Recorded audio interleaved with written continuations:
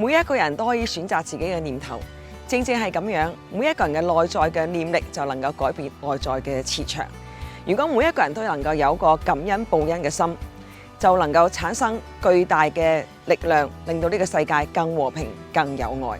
一念一世界，藉住呢一個念頭，就產生咗全球感恩報恩接力祭嘅誕生。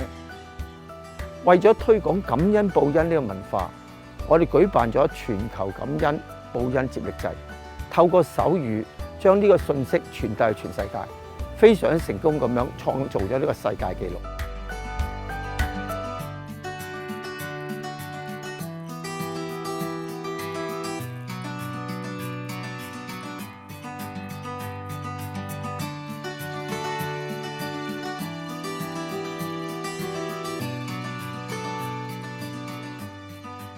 為咗持續同深化我哋呢個咁嘅文化推廣咧，我哋會舉辦感恩報恩 Heart Panda 彩繪活動。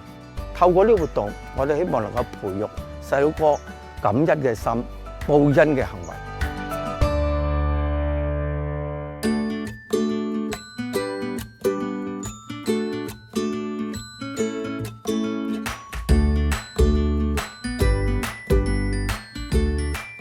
Heart Panda 係誕生於2008年汶川大地震，當時佢係一個受咗重傷嘅熊貓，佢用無比堅毅嘅力量咧企翻起身，佢做咗一個咁嘅動作，咁啊動物學家咧解讀咧就係佢需要關愛同埋需要人類對佢嘅擁抱。呢一份禮物係送俾世界嘅禮物。今日我哋非常之開心，能夠邀請到 Heart Panda 咧擔任我哋全球感恩報恩接力祭嘅親善大使，我哋全部人一齊動起嚟。3, 2, 好！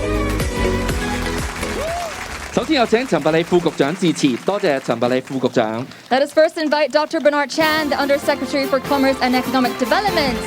首先喺度啦，恭喜主辦方成功舉辦今日呢個活動，去宣揚感恩嘅重要性。